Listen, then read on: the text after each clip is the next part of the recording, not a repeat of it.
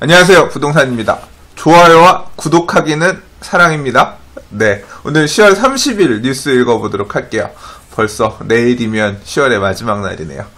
자, 오늘은 정비사업과 관련된 뉴스들이 몇 곡지 있는데요. 한번 읽어보도록 하겠습니다. 자, 첫 번째 뉴스입니다. 이 제목을 이 머니투데이 신문에서 너무 잘 뽑았어요. 남편 밥하다 징역 12년, 재건축 70대녀의 오열, 이래가지고 이 뉴스가 오늘 굉장히 좀 이슈가 됐습니다. 그래서 댓글도 많고 그런 내용인데, 무슨 얘기냐면 잠실의 모 재건축, 여기 적혀있네요. 재건축 아파트 조합의 임원, 재건축 조합 이사가 이제 재판을 받았는데, 일단 검찰에서 징역 12년을 구형을 했다는 소식이에요. 그래서 기사에서 보면 남편 여자 이사분이 나이가 71세라고 하시니까 연세가 굉장히 있으시죠. 집에서 남편 밥하다가 갑자기 이제 이렇게 잡혀갔다. 그래서 지금 그랬다는 건데, 재건축 70대녀라고 하니까 재건축 사업에서 대체 무슨 일이 있었길래 그랬더니 이제 재건축 비리로 구속됐다는 거죠. 무슨 소리냐면 설계 업체 쪽에다가 돈을 받고, 우리한테 돈을 주면 당신네 설계 업체가 우리 조합에서 시행하는 재건축 아파트의 설계사로 될 수 있게끔 도와주겠다.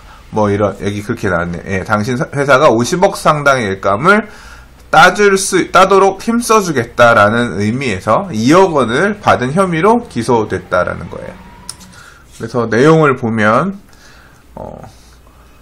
사실관계를 인정하면서도 대부분의 책임을, 이제 A사라고 하는 건 설계회사겠죠. 설계회사의 부사장 등, 이제 설계회사 쪽에서 돈을 준 사람이 문제다, 이렇게 전거하고 있고, 그래서 죄질이 좋지 않아서 재건축 비리는 사업비를 증가시키고 부실공사 가능성을 높여 수많은 조합원들에게 막대한 피해를 끼치기 때문에, 이 폐해는 국가경제 전반으로 퍼지기 때문에 강하게 구형을 했다, 이렇게 지금 얘기를 하고 있는데, 이 2억 원을 받았다가 1억 4천만 원은 이 설계업체에 돌려줬대요. 돌려줬는데 지금 검찰에서 어떤 식으로 구형을 했냐면, 보니까 일단 벌금이 5억, 징역 12년, 벌금 5억, 추징금 6천만 원. 이건 1억 4천만 원 돌려줬으니까 아직 돌려주지 않은 6천만 원도 주라, 이 뜻인 것 같아요. 이제 그렇게 요구를 했나봐요. 그러니까 되게, 어떻게 보면 되게 엄청나게 센 구형이라고 할 수도 있겠죠. 제가 이런 형사 처벌 관련해서 잘 아는 사람은 아니기 때문에 얼마 어떻게 나올 겁니다, 그런 걸 말씀드릴 수 있는 수준은 아니에요. 다만 이제 저는 이런 부분이 조금, 제가 여기 이 조합에 대해서도 잘 모르고 구체적으로 어떤 내용이 있는지 모르고 그냥 기사를 저도 읽어본 게 전부긴 한데, 이런 기사가 조금 저는 많이 알려졌으면 좋겠습니다. 그러니까 정비사업의 비리라든가 이런 문제가 조금 굉장히 투명하게 정리가 되고 깨끗하게 좀 됐으면 되게 좋겠는 마음입니다. 저도. 이 시공사들이나 아니면 이렇게 업체들이 금품을 줄 테니 우리 쪽에 유리하게끔 되게끔 해주세요. 그러니까 이 정비사업의 문화 자체가 어떻게 보면 되게 과거에 돈이 막 오가던 우리나라의 정치 모습을 보는 그런 느낌이 참 많이 들거든요. 아직까지도. 이 재건축 사업에 조합장을 하겠다라고 하는 사람이, 이게 좀 구조가 잘못된 게, 어느 조합이 그렇다는 얘기가 아니라, 이게 그렇잖아요. 이게 재건축 사업이라고 하는 거는, 또는 재개발 사업이라고 하는 거는, 이런 정비 사업은 집을 짓는 거예요. 집을 누가 잘 지을까요? 물론 연륜이 있고 경험이 많으신 분이 잘 지을 수도 있겠지만, 이 사업이라고 하는 거는 그 분야에 대해서 잘 알고 그 분야에 대해서 경력이 있고 연륜이 있는 사람이 해야 되는 거죠. 근데 이 정비사업 같은 경우는 이게 좀 이상하게 된 게, 그런 정비사업, 어떻게 아파트를 재건축이나 재개발을 해서 짓는지에 대해서는 잘 몰라.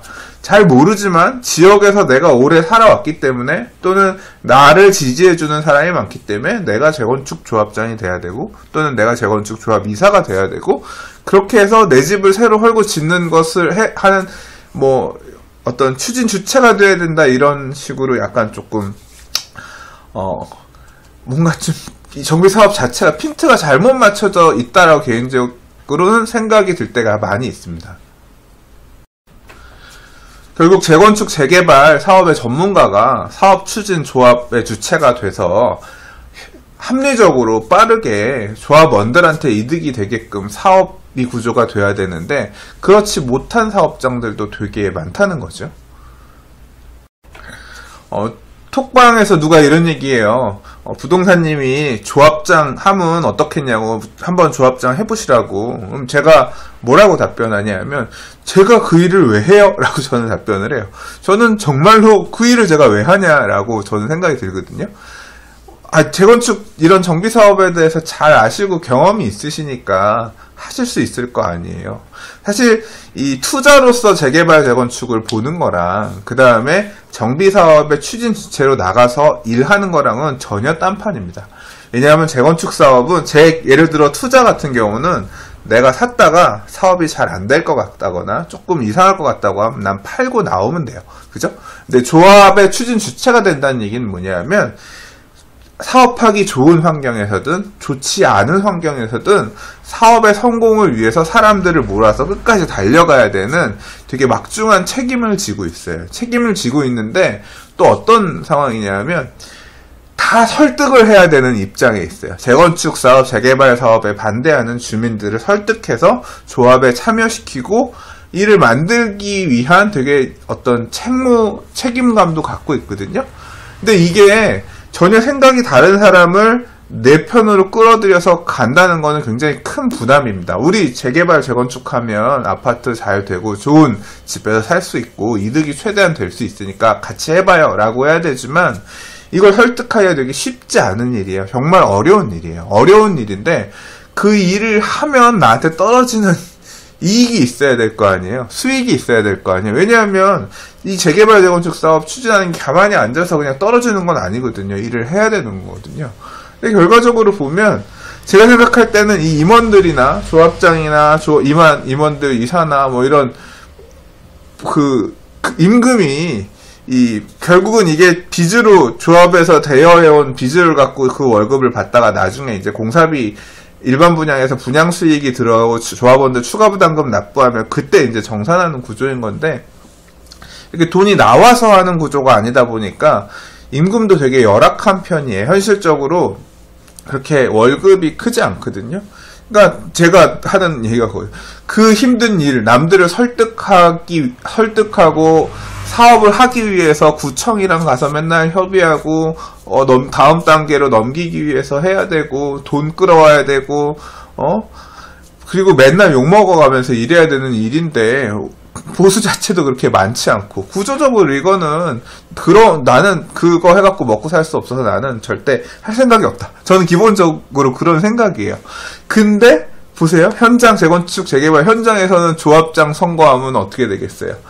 저는 진짜 누가 저보고 하라고 하더라도 저는 하기가 싫은 입장인 건데, 현장 가서 보면 엄청나게 나를 조합장으로 밀어주시면 뭐 어쩐다고 하고, 그 조합장 또는 조합 임원을 하기 위해서 항상 엄청나게 그 세력들끼리 싸우고 엄청나게 막 그 표를 끌어모으기 위해서 다툼이 있고 그렇잖아요. 이런 자체가 결국은 구조적으로 좀 문제가 있는 것 같아요. 뭔가 월급이라든가 보수 이외에 다른 먹거리들, 이런 고물들이 떨어질 거리들이 있으니 이제 그걸 바라보고 이제 가는 게 아니냐라는 오해를 충분히 살 수 있는 지금 상황이란 거죠. 지금 기사에서도 사례는 뭐 정말 그럴지도 몰라요. 설계업체에서 저희를 설계업체로 해주시게 도와주시면 저희가 탈 안 날 돈으로 해서 잘 살해해 드릴 테니까 저희 좀 밀어주세요. 뭐 이런 식으로 해서 돈 뭐 찔러 넣어주고 그냥 나 안 되는데 하면서 뭐 받으셨을 수도 있겠죠. 연세가 있으신 분이니까 그런 거 잘 모르고 받으셨을 수도 있겠죠. 근데 보신 것처럼 도시및 주거환경 정비법에서 이런 부분이 되게 처벌이 강한 편이거든요. 지금 뭐 아까 기사 내용에 보면 1억 원 이상 받게 되면 뭐 굉장히 지금 변호사 얘기가 지금 보면 1억 원 이상 받게 되면 10년 이상의 징역 또는 무기징역형에 처해질 수 있다.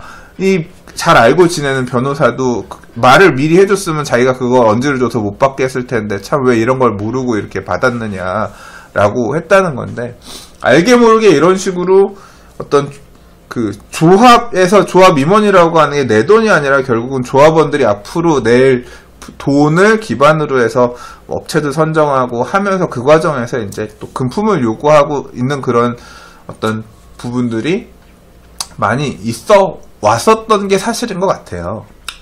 저도 제 주변에서 제가 조합원으로 이제 있었던 재개발구역 조합 같은 경우도 조합장이었던 사람이 이런 비리 문제로 구속되어 있는 사례도 있고, 제가 살고 있는 지역 주변의 아파트 단지 같은 경우도 결국 막판에 보니까 거기 사업 추진했던 조합장님 구속됐고, 뭐 이런 식으로 참 이 조합 임원들이 비리에 연루되어, 이 정비사업과 관련된 비리에 연루되어 이 깜빵 가는 일이 참 많은데, 이렇게 돈을 부정하게 받으면 문제가 될 수 있다. 문제가 될 수 있다가 아니라 되게 강력하게 처벌이 된다라는 부분을 조금 많이 알아서 이런 일이 없게끔 이런 사건 사고들이 많이 좀 홍보가 돼서 애초에 좀 정비사업이 투명한 방향으로 갈 수 있는 그런 환경이 되었으면 저도 정말 좋겠어요. 뭐 아무튼 이 검찰이랑 경찰에서 이 재건축 사업 관련해서 지금 이제 비리들이 또 없는지 조사를 해나간다고 하니까 아마 이런 사례들은 조금 더 언론에 드러나지 않을까 싶은데요. 이번 기회가 조금 이런 정비 사업의 어두운 면, 지저분한 면들을 좀 걷어낼 수 있는 어떤 좋은 사례, 그러니까 앞으로 이 사례를 보고 정비 사업들을 깨끗하게 진행할 수 있고 좀 능력 있고 그런 분들이 정비 사업을 할 수 있는 그런 구조가 관행이 그런 식으로 조금 정착이 되었으면 좋겠다라는 바람입니다.